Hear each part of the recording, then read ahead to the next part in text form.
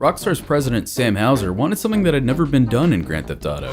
Japanese RPG elements. I mean, you got stats, respect, weapon skill, stamina, muscle, fat, and sex appeal. And while the sex appeal stat was ahead of its time, Sam actually wanted players to engage in intercourse virtually. But the inclusion of nudity would mean the worst nightmare for investors, the dreaded adults-only rating. A stamp of sin signed by Satan himself, which would all but banish your game to be hidden behind shovelware like Chicken Shoot for the Wii. Now don't get me wrong, Sam understood this, so he got to work on finding a happy medium between Mario Party and the Newgrounds adult section. Just 4 months before release, Sam sent an email to Rockstar's head of operations, Jennifer Colby, with a list of acts he planned for the game. And of course, she voiced her concern. And in response to Jennifer's concerns, Sam went to his creative team to find out exactly what would be allowed in a game like this. Obviously, Sam was very desperate to push the boundaries, but with the game so close to release, his team was rushing to add in his last-minute additions. Just 2 months before release, the team was working hard to put a bow on this bad boy when Sam actually gets an email from Rockstar's co-founder, Terry Donovan. The email laid out an extensive list of alterations that would have to be made in order to avoid said adults-only rating, but at this point, it was way too late. Sam even floated the idea of releasing 2 versions of the game, one with the M rating and one with the AO rating. But the thing is, it's too expensive to produce a second version of a game that's just gonna be exclusively sold on the gamer's dark web. So in the end, it was easier to just disable the thing that triggers the sex minigame, because I mean, come on, nobody's gonna hack into their game on consoles, right? Nobody has that much time on their hands. But a few impatient modders cracked into a copy of San Andreas for PlayStation 2 and noticed some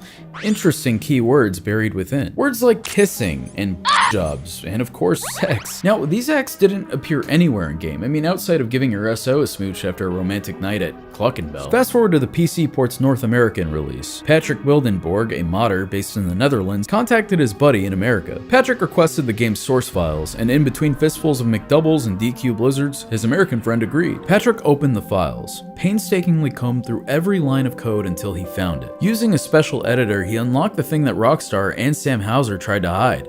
He just didn't know it yet. So after making the changes, he saved the file and sent it right back to his American friend. June 8th, 2005. At 11:37 p.m., Patrick would receive a video file from his buddy in the States. And in it, a scene depicting Carl Johnson, the game's protagonist, engaging in sexual acts with a female NPC. Go girl! Like a good Mormon, Carl remained fully clothed as he dry humped this poor woman. I hope you a girl. Complete with rumble effects to add to the immersion of getting laid. It's just like real life. You're incredible. You should get paid for this. The way this minigame would have been triggered is by romancing one of your many in-game girlfriends hard enough to fulfill your relationship meter. At which point your shoddy would be like a melody and invite you in for some coffee. You wanna have some coffee? And then you know what happens next. Alright, bitch, let's roll. And with this discovery, Patrick would release the patch to the public the very next day with the title, Hot Coffee, a fitting euphemism.